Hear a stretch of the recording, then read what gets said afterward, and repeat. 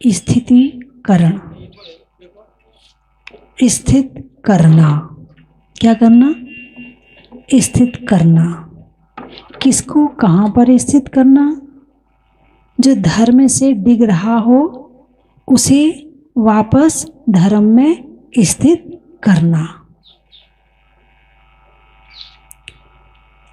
रत्न शापकाचार में भी समंतभद्र स्वामी ने सम्यक दर्शन के 8 अंगों का बहुत अच्छा वर्णन किया है। चलताम धर्म वत्सलई, कोई धर्म से चल रहा हो, हट रहा हो, तो वात्सल्य के कारण, स्वार्थ के कारण नहीं, वत्सलाम कहा, वत्सलाम यानी वात्सल्य शब्द का प्रयोग किया है। वात्सल्य का मतलब क्या होता है? अरे बोलिए ना।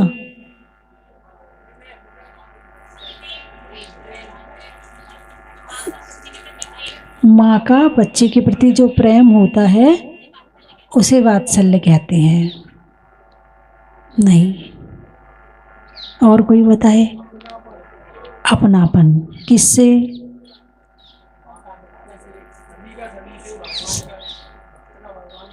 भक्त का भगवान से। भगवान को तुम्हारे वात्सल्य की जरूरत ही नहीं है, अपनेपन की जरूरत ही नहीं है भगवान को।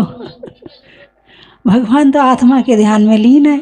तुम करो भक्ति तो ठीक है, नहीं करो तो ठीक है, तुम रिश्ता जोड़ो तो ठीक है, नहीं जोड़ो तो उन्हें कोई फर्क नहीं पड़ रहा है, फर्क हमें पड़ रहा है। चलिए और बताइए, वात्सल्य का क्या मतलब होता है?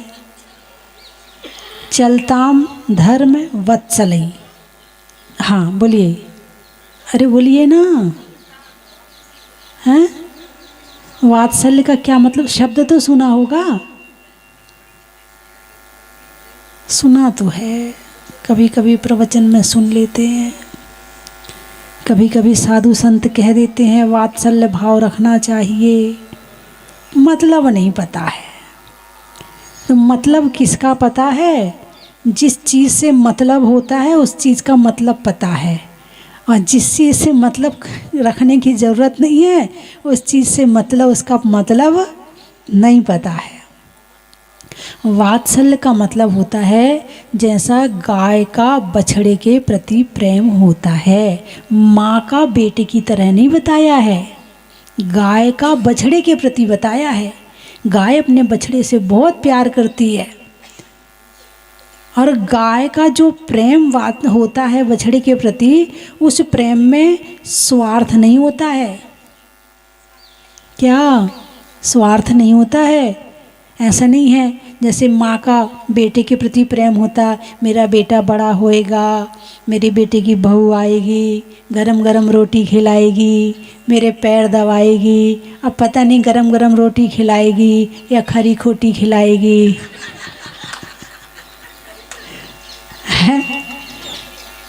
समझ में आया कि नहीं आया? तो माँ यदि अपने बेटे की सेवा कर रही है तो बिना स्वार्थ के नहीं कर रही है, उसमें भी स्वार्थ है। बच्चे को जन्म दिया है उसमें भी स्वार्थ है, अपेक्षा है, मेरा बेटा राजा बेटा है, मेरा बेटा इंजीनियर बनेगा, मेरा बेटा डॉक्टर बनेगा, फिर मेरे बुढ़ापे में काम आएगा, ये तो मेरे बुढ़ापे की लाठी है। भूल जाना अब, ये बात तो पहले फिर भी चलती थी। अब तो जैसे चिड़िया होती ना, जब चिड़िया का बच्चा छोटा होता है तो चिड़िया दाना लाती है बाहर से और अपने बच्चे के चोंच में डालती है, फिर बाहर उड़ के जाती है, फिर बच्चे के चोंच में डालती है, तो धीरे धीरे वो बच्चा बड़ा होता है, तो धीरे धीरे वो उड़ना सीख जाता है, और जैसे ही वो उड़ना सीखता है वैसे ही अपना घोंसला बना लेता है। कुछ समझ में आया? जैसे ही बच्चे के जरा से योग्य हुए कि बस वो उड़ गए, अब वो तुम्हारे पीछे रहने वाले नहीं हैं, अब वो तुम्हारे प्रभाव में रहने वाले नहीं हैं। कहाँ गए उड़ के? कोई विदेश चला गया उड़ के, कोई पुणे चला गया, कोई दिल्ली चला गया, कोई साल में 1 बार आ रहा है, कोई साल में 2 बार आ रहा है, कोई 5 साल में 1 बार आ रहा है। अब तो दिमाग में बेटा है, बेटा है नहीं है, दिमाग का बेटा रह गया है। अरे बोलिए ना। जैसे रिश्तेदार हैं, मोबाइल का बेटा मान लो। हाँ हाँ, जैसे मोबाइल में बस वीडियो कॉल हो जाती है तो वो वीडियो कॉल का बेटा है, अब वो रहता तो वहाँ है, अब वो तुम्हारे काम का नहीं, बस भाव में बेटा है कि मेरा बेटा है बस। और बहुत से परिवार में तो ऐसा सुनने को भी मिलता है कि बड़ी कोठी है, बड़ा बंगला है, गाड़ी है, बूढ़े माँ बाप हैं, बच्चे विदेश में हैं, उनकी कोई सेवा करने वाला नहीं है। बेटे से कहो तो मम्मी मैं कैसे आऊँ, मुझे छुट्टियाँ नहीं मिलती हैं, मैं नहीं आ सकता। यदि पैसा कहो तो वो भेज देते, नहीं बेटा वो तो मेरे पास है, बेटे की ज़रूरत है। तो वर्तमान में तो वो जो बेटे जिनको जन्म दिया आपने, वो भी बुढ़ापे की लाठी नहीं। सबके साथ ऐसी बात नहीं है, बहुत से पुण्यवान ऐसे भी होते हैं, उनके साथ उनके बेटे भी रहते हैं, उनके बहू भी रहते हैं, उनकी सेवा भी होती है, आज्ञाकारी बेटा भी होता है ना। आजकल तो घर में कितना बड़ा भी व्यापार हो, एक नौकरी करने का फैशन चल गया है। घर में बढ़िया दुकान है, बढ़िया मकान है, बढ़िया व्यापार धंधा चल रहा है, अब बेटा तो एक ही है। पहले तो भाई 4 होते थे, 8 होते थे, तो एक चला जाए देश की सेवा के लिए, एक 2 को कर दिया समाज की सेवा के लिए, है ना, और एक को कर दिया गांव की सेवा के लिए, तो भी एक आध अपने लिए बची जाता था।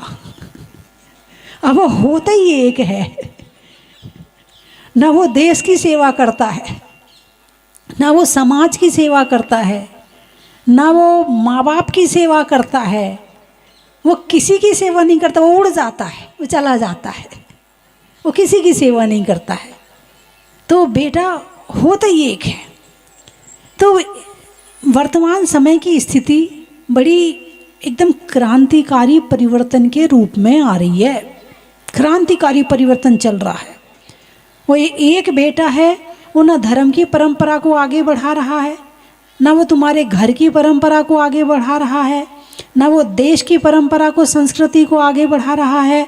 वो तो केवल नौकरी करने के काम आ रहा है कि कंपनी में नौकरी कर लूँ, बहुत बढ़िया कंपनी है, बस कंपनी देखते हैं कि कंपनी कैसी है, कंपनी का नाम होना चाहिए, कंपनी कैसी इस बात से कोई फ़र्क नहीं पड़ता, नाम होना चाहिए, भाई इस कंपनी का बहुत नाम है, मेरा बेटा ना उसमें नौकरी करता है। अब पिता चाह रहा है बेटा तू मेरे साथ रह, जो मेरा व्यापार है उसे संभाल। और घर में इसी बात के लिए 1-2 साल झगड़ा बना रहता है। वो कहता है मैं नौकरी करूँगा, और पिता कहते बेटा मेरे साथ रह। फिर वो अपनी इच्छा पूरी करता है, वो पिता की इच्छा पूरी नहीं करता है। और बहुत से बेटे तो ऐसे होते हैं कि कितना अच्छा व्यापार चल रहा हो पिता का, लेकिन नहीं, मुझे तो अपना व्यापार करना है, पैसा दो मुझे तो। अरे बोलिए ना, है ये स्वार्थ की भावना, स्वयं की भावना इतनी अधिक हो गई है कि वो ना धर्म को देखता है, ना परिवार को देखता है, ना माता पिता के प्रेम को देखता है, वो किसी को नहीं देखता है। इसीलिए आचार्यों ने वात्सल्य में जो उदाहरण दिया है, वो माँ बेटे का उदाहरण नहीं दिया है, गाय बछड़े का उदाहरण दिया है। अभी आएगा भी 8वें अंग में, वात्सल्य अंग में आएगा कि अपनी गाय को अपने बछड़े से कोई स्वार्थ नहीं है कि मेरा बेटा बड़ा होएगा, मुझे हरी हरी घास खिलाएगा, मेरे पैर दबाएगा। तो अपने बछड़े पर बरस रहा है। तो जब स्थितिकरण करने की बात आई है, तो स्थितिकरण करने के लिए कहा है कैसे करना, वात्सल्य पूर्वक करना, कोई स्वार्थ मत रखना, बदले की इच्छा मत रखना। तो जैसे एक माँ अपने बेटे से कहती बेटा बारिश का मौसम है, केला नहीं खाना, जुकाम हो जाएगा, कहती है कि नहीं कहती है? इस समय पर मौसम परिवर्तन का समय चल रहा है। कौन सा समय चल रहा है? Turning point. मैंने एक किताब लिखी है, आपने पता नहीं पढ़ी कि नहीं पढ़ी, आपके पास है कि नहीं है। टर्निंग पॉइंट एक किताब लिखी है। टर्निंग पॉइंट बड़ा खतरनाक होता है। जैसे आप पहाड़ों पर कभी गए हों तो वहाँ लिखा होता है नागिन मोड़, संभल कर चलिए वरना डस लेगी। पढ़ा आपने कभी? पहाड़ों पर गए हैं तो वो जब जैसे ही मोड़ आता है तो गाड़ी धीमी कर लेते हैं, भाई मोड़ आ गया जरा गाड़ी धीमी कर ले। और सीधे रास्ता हो तो गाड़ी फिर स्पीड में चलती है ना। तो मोड़ आया है इसका मतलब यहाँ से कहीं और रास्ता जा रहा है तो वो हो गया टर्निंग पॉइंट। ऐसे ही जीवन के भी 3 मोड़ होते हैं। एक होता है जब बचपन से किशोर अवस्था आती है, 14 वर्ष की उम्र में, 14-15 साल की उम्र में किशोर अवस्था आती है। उस समय भी आदमी किसी की नहीं सुनता, वो बच्चा किसी की नहीं सुनता, बस जो उसे करना है मम्मी आप बार बार मत कहा करो, ये मत खाओ वो मत खाओ, पानी मत पियो, ठंडा पानी मत पियो, फ्रिज का पानी मत पियो, ऐसा मत कहा करो। फिर ऐसे बच्चे जो होते ना वो बहुत जल्दी बीमार भी पड़ जाते हैं। बोलिए हाँ या ना है? अब ये मौसम परिवर्तन का समय चल रहा है, मम्मी कह रही बेटा पंखा इतना तेज़ मत चला, मौसम बदल रहा है, अब जुकाम हो जाएगा तुझे, तो इतने तेज पंखे में मत सो, बीमार पड़ जाएगा। वो नहीं मानता, फिर होता क्या है? अरे बोलिए ना, अब आ गया बुखार है, उल्टी पल्टी और भी चीज़ें। खाने पीने में सावधानी, यदि मोड़ पर सावधानी नहीं रखोगे तो एक्सीडेंट, और मौसम परिवर्तन पर सावधानी नहीं रखोगे तो बीमार। ठीक है ना? अब आपने देखा होगा कि जब मौसम परिवर्तन होता है तो कीड़े पैदा होते हैं। जब एक मौसम होता, तीव्र गर्मी आ जाए कीड़े नहीं होंगे, तीव्र सर्दी आ जाए कीड़े नहीं होंगे, और पूरी बारिश ही बारिश चलती रहे तो भी कीड़े नहीं होंगे। कीड़े कब होंगे? जब 2 मौसम मिलते हैं। टर्निंग पॉइंट यानी वो शक्ति का समय होता है। उस समय जैसे गर्मी आ रही है, सर्दी जा रही है, अथवा गर्मी जा रही है और सर्दी आ रही है, तो उस पॉइंट पर गर्मी भी है और सर्दी भी है। अब उस पॉइंट पर यदि सावधान नहीं हुए तो निश्चित ही जैसे पहाड़ के मोड़ पर सावधान नहीं हुए तो एक्सीडेंट की संभावना है, ऐसे मौसम के मोड़ पर सावधान नहीं हुए तो बीमारी की संभावना है। और भी आप देखिए, जीवन का मोड़ है, जब जीवन के मोड़ पर यदि बच्चा सावधान ना रहे तो उसके लिए भी 2 रास्ते जाते हैं, एक अच्छा रास्ता, एक बिगड़ने का रास्ता। यदि सावधानी रख ली, यदि इस उम्र में माँ ने अपने बेटे को संभाल लिया तो वो सही रास्ते पर चला जाएगा, और फिर आगे जो रास्ता मिलेगा फिर नहीं भटकने वाला है। लेकिन यदि मोड़ पर सावधान नहीं किया, युवा अवस्था आई, किशोर अवस्था जा रही है, तब सावधान नहीं हुए तो भी कहीं ना कहीं गड़बड़ होने की संभावना है। तो इसको कहते हैं टर्निंग पॉइंट। जैसे कि सामयिक करते हैं, सामयिक करने के लिए पता कौन सा समय बताया है? कहते हैं ना 3 बार सामयिक करना चाहिए, है ना? 3 बार सामयिक करना चाहिए। कब करते हैं? संध्या बेला। आप शाम को कहते हो संध्या, लेकिन ये संध्या बेला दिन में 3 बार होती है।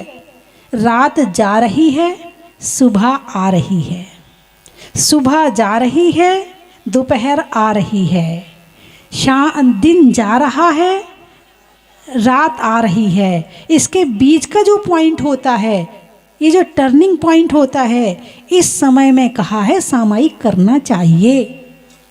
भगवान की जो दिव्य ध्वनि खिरती है ना, वो भी इसी टर्निंग पॉइंट में खिरती है। इसको कहते हैं संध्या बेला। और इस समय में कहा जाता है सिद्धांत शास्त्र नहीं पढ़ने चाहिए, ये सामयिक का समय है, इसमें ध्यान करना चाहिए।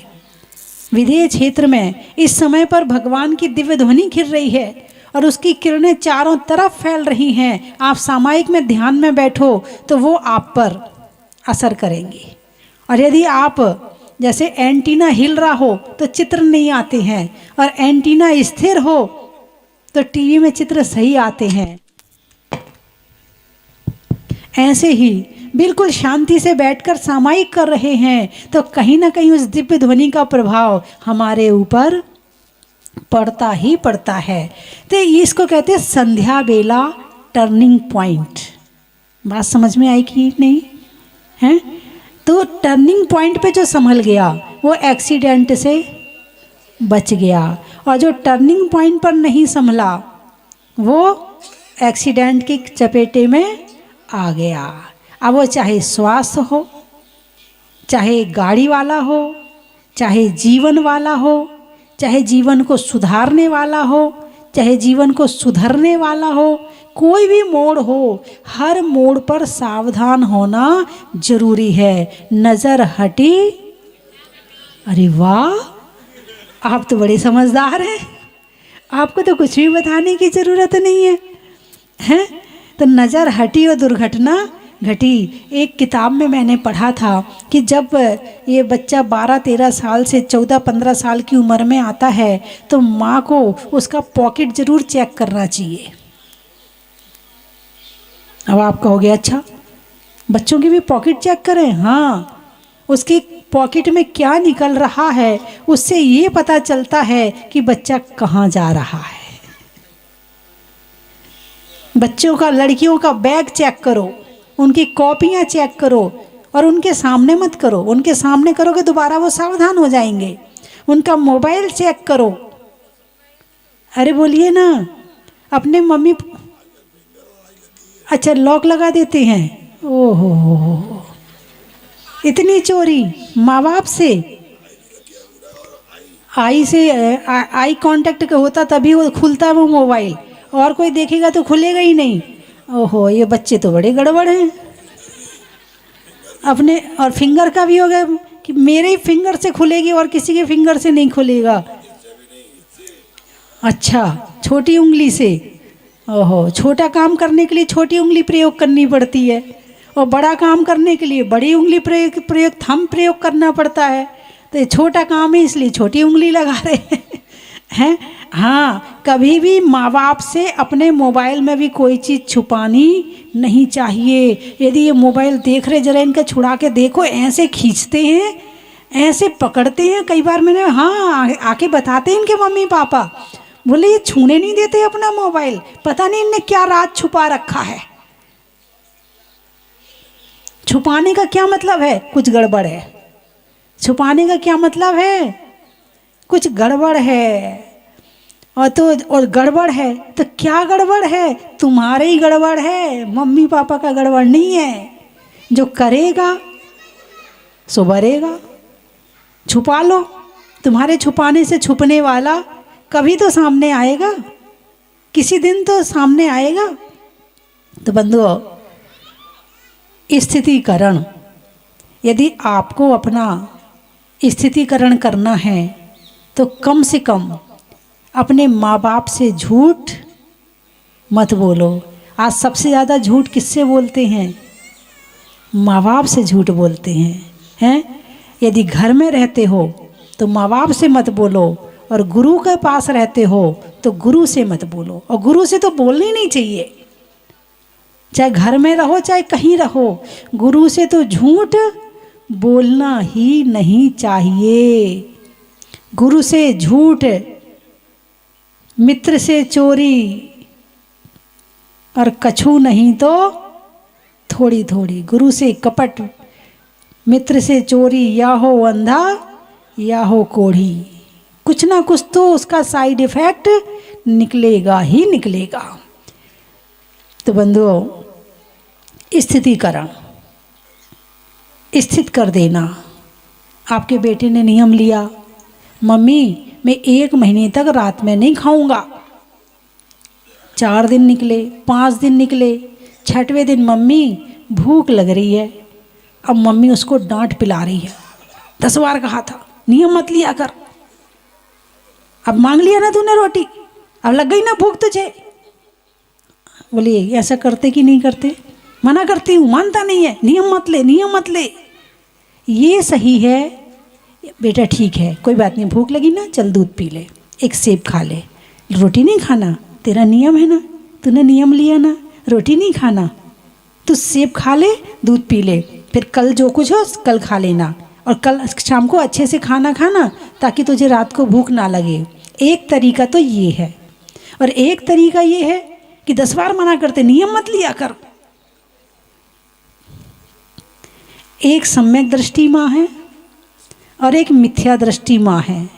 मिथ्या दृष्टि माँ उसे धर्म से डिगा रही है, ये नहीं कह रही है कि तू नियम लिया कर, पालन मैं करवाऊंगी, कोई बात नहीं बेटी, कल से अच्छे से खाना खा लेना, कल मैं तुझे अच्छा खाना खिलाऊंगी, पेट भर के खाना, तुझे भूख नहीं लगने दूंगी। और एक है कि अगले बार से नियम बिल्कुल मत लेना। एक माँ ये है। तो यहाँ कौन सी वाली माँ बैठी हैं? पहली वाली। ओहो हो हैं, अपने बच्चों को धर्म नहीं सिखाओगे, तुम्हारी माँ ने तुम्हें धर्म सिखा दिया और तुमने अपने बच्चों को नहीं सिखाया, तो समझना कि तुमने दुनिया से लिया और तुमने दिया नहीं। जैसे इस दुनिया से धन इकट्ठा करते हो, अपने बेटा बेटी को देते हो, ऐसे धर्म जो तुमने लिया है वो धर्म भी बेटा बेटी को दो। और यहाँ तक की शर्त रख दो कि बेटा इस धन का बंटवारा तब होगा जब तू धर्म का बंटवारा करेगा। ये धन तुझे तब मिलेगा जब तू धर्म लेगा साथ में मेरे।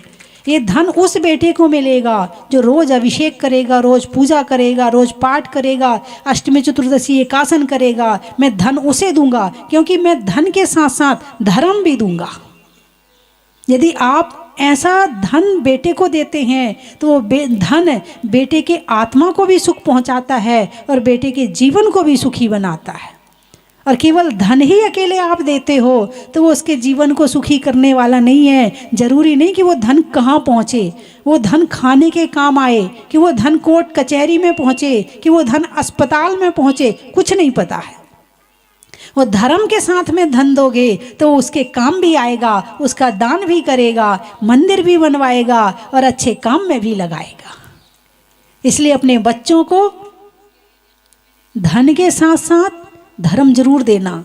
लड़की की शादी करते हो, दहेज देते हो, जिनवाणी दी कि नहीं दी, शास्त्र दिया कि नहीं दिया, सोने चांदी के आभूषण के साथ में पूजा के चांदी के बर्तन दिए कि नहीं दिए। बेटा ये जिनवाणी है और ये चांदी के बर्तन हैं, इससे तुझे पूजा करना है।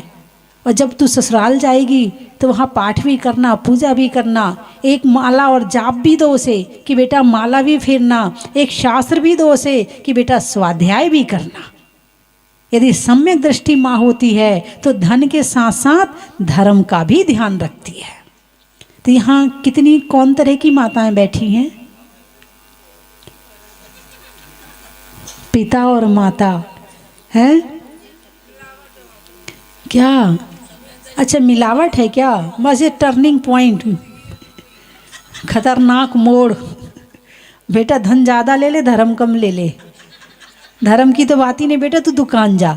मैं जा रहा हूँ वहाँ जो संजय जी ने यहाँ मंदिर बनवाया है, वेदी प्रतिष्ठा करवा रहे हैं, तो मैं तो चला जाता हूँ सोनागिर, तू दुकान चला जा।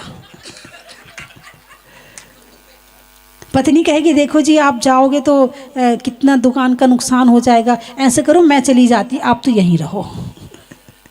हाँ हो सकता कुछ पत्नी ऐसी भी हो, नहीं आपकी बात नहीं कर रही हूँ, हो सकता है कि ऐसी पत्नी भी हो, है ना। तो बंधुओं धन काम आए और ना आए मगर धर्म जरूर काम आएगा, ये ध्यान रखना। धन छूट जाएगा तो वो वापस मिल सकता है, लेकिन धर्म छूट गया उसको पाना दोबारा बड़ा मुश्किल हो जाएगा। धर्म किया जाता है अपनी आत्मा के लिए और धन होता है सबके लिए। धन से सब सुखी होते हैं और धर्म से मेरी आत्मा भी सुखी होती है। और जो मुझे देखता है, मुझे सुनता है, मुझसे बातचीत करता है, जो मेरे साथ रहता है, उसे भी सुख मिलता है। किससे? धर्म से। धन से तो हो सकता है एक व्यक्ति सुखी हो, लेकिन धर्म से सब सुखी होते हैं। इसलिए जीवन में यदि शांति चाहिए, सुख चाहिए तो धर्म ही जरूरी है। धन तो ऐसे लोगों के पास भी है जो एक माला भी नहीं फेरते और उनके पास अरबों रुपया है। अब उनसे ये पूछो तुम सुखी हो क्या?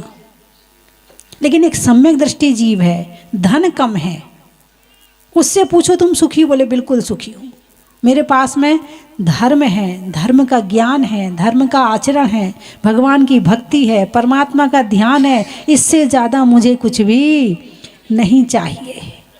भगवान इतना दीजिए जामे कुटुंब समाए, और मैं भी भूखा ना रहूं, साधु ना भूखा जाए।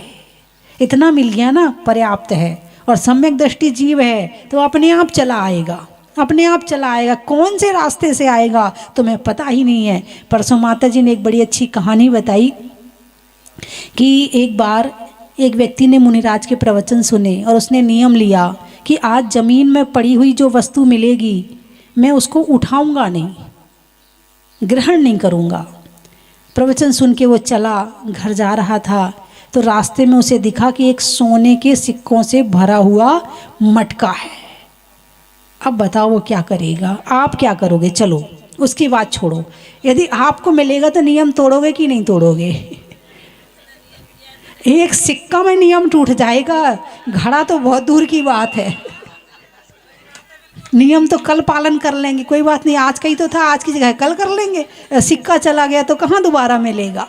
अब उसने क्या किया कि उस घड़े को उठाया, एक पेड़ के नीचे उसने गड्ढा खोदा, उसमें दबा दिया और एक ऊपर से निशान के रूप में लकड़ी लगा दी और घर चला गया। बोले आज का नियम है, आज तो लूँगा नहीं, कल आ जाऊँगा, कल ले लूँगा, लेकिन आज तो नहीं लूँगा। नियम है, जैसे आपका उपवास हो तो कई बार क्या होता, घर में कचौड़ी बने, पकौड़ी बने, तो भाई देखो आज तो हमारा उपवास है,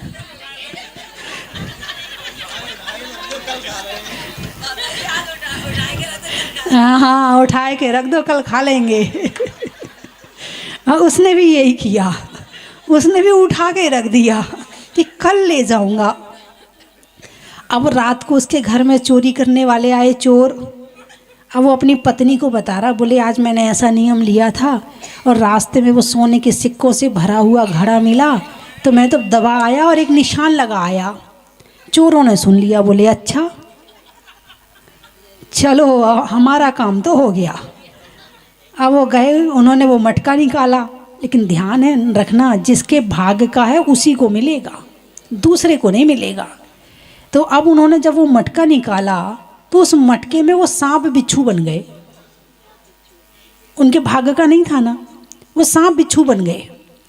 उन्होंने क्या किया, अच्छा मुझे हम लोगों को धोखा दिया उस आदमी ने, अच्छा चलो उसी घर में पटकते हैं ले जाके।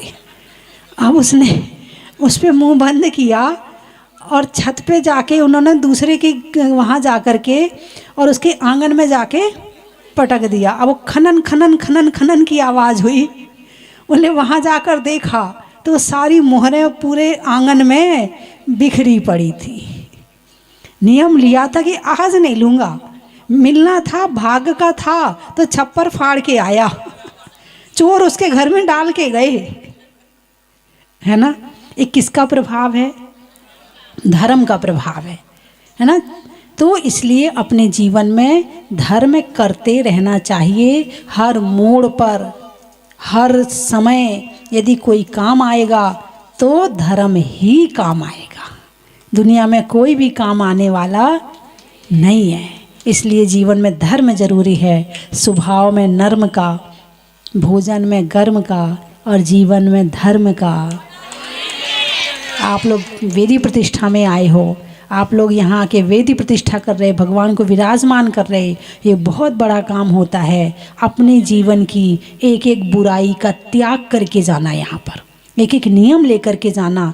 गुटखा, पुड़िया, शराब, सिगरेट, जो भी आपकी कमियां हो, जो भी आपकी किसी की चुगली, निंदा, बुराई, जो भी आपकी आदत हो, मैं ज़बरदस्ती नहीं करूँगी, लेकिन आपका अपना फ़र्ज बनता है कि कम से कम एक बुराई का त्याग करके जाओ। आप भगवान को विराजमान कर रहे हो तो भगवान बनने का रास्ता भी तो खोल के जाओ, वो एक नियम से खोल के जाओ, है ना। तो एक एक नियम लेकर जरूर जाना, है ना।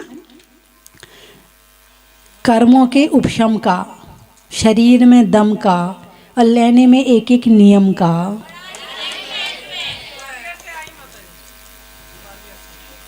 अभी पूछूंगी मैं, है ना।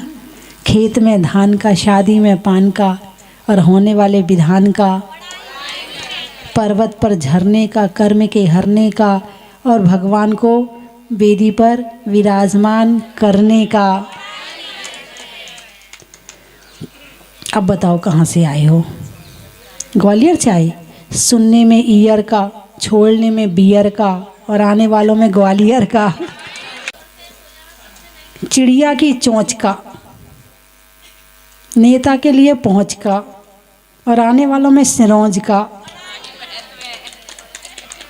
और मैनपुरी, स्वर्ग में परी का, बैठने में दरी का और आने वालों में मैनपुरी का। भोगांव, नदी में नाव का, मनुष्यों के प्रभाव का और आने वालों में भोगांव का। अलीगढ़, नहीं करने में गड़बड़ का, वृक्षों में बड़ का और आने वालों में अलीगढ़ का। भिंड, पापों के खंड खंड का, बुढ़ापे में दंड का और आने वालों में भिंड का। गाड़ियों में तवेरा का, कुत्तों में झबरा का और आने वालों में डबरा का।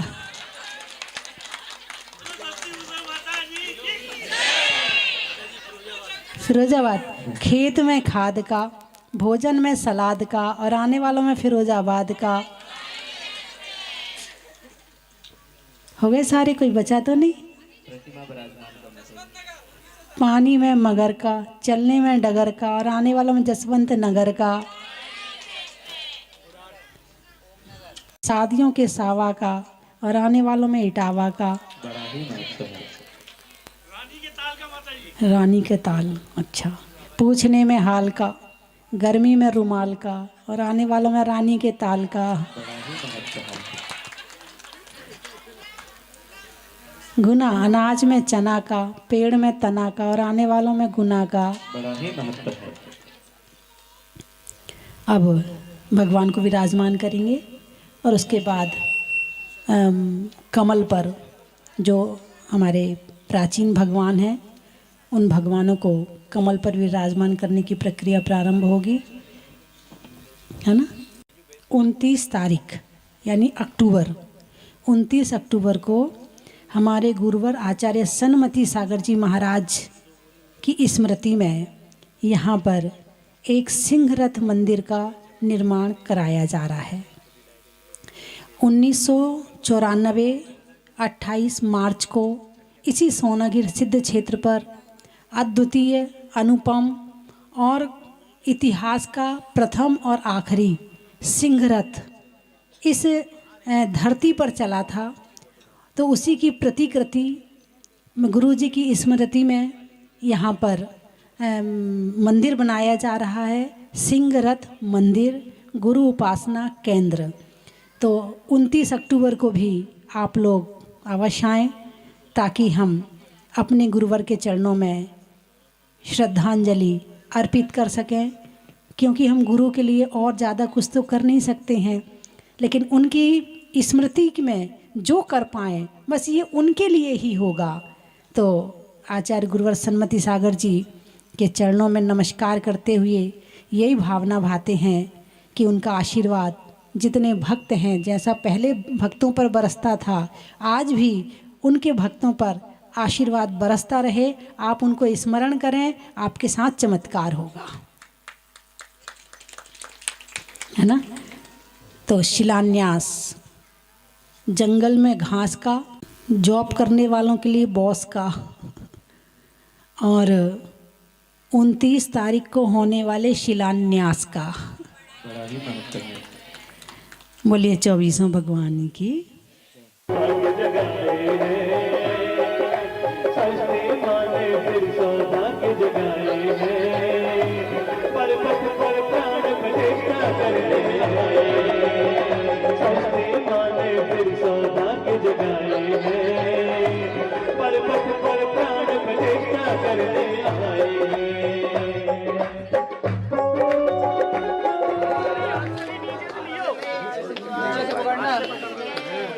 भैया नीचे से लियो।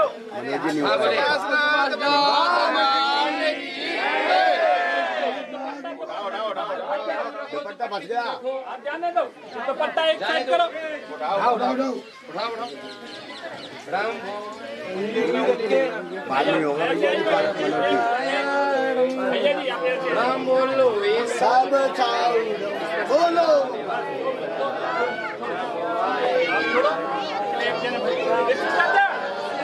अष्टादश दोष रहता है सब चत्वार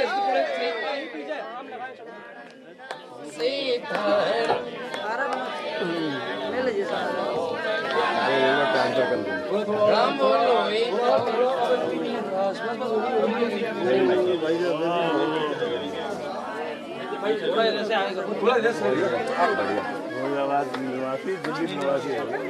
निर्मितम बीतिरागे से रत्न पाषाण धात्री निराकार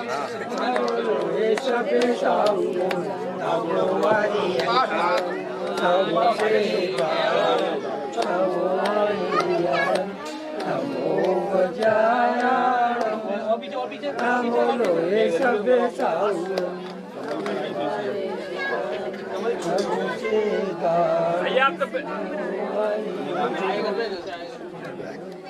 निर्मितम बीतिरागे से रत्न पाषाण धात्री निराकारम च सिद्धानाम बिंबम संस्थापये मुदः ओम हिराम प्रेम ब्रह्मस्य उषा अष्टादश दोष रहता है सच्चिद्वार रहता है अनंत चतुष्टय मंडिताय दिग्ध कर्म बीजाय सौम्याय शांताय मंगलाय श्री सुपार्शनाथ जिन बिंब वेदिकायां सिंहासने व कमलासने व स्थापनम करोमि। बोले श्री सुपार्शनाथ भगवान की। चलो चलो आगे बढ़ो जो रास्ता खोलो ना। भैया यहाँ से हट जाओ ना, पीछे वाले ने देख लेने दो यार। भैया थोड़े हट जाओ दादी आगे बढ़ो। हट जाओ अब इनको नहीं आएंगे तो देखो ये बयान किसका देखो उधर ही मुझे साइड में चल बेटा एक सेकंड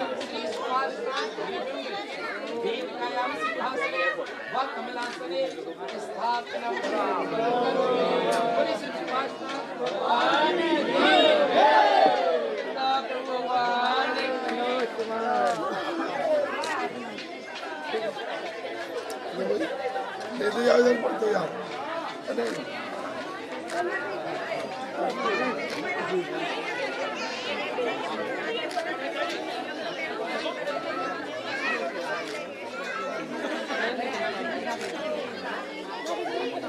हाँ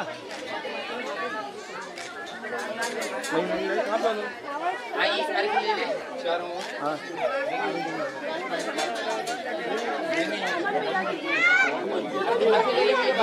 एक मिनट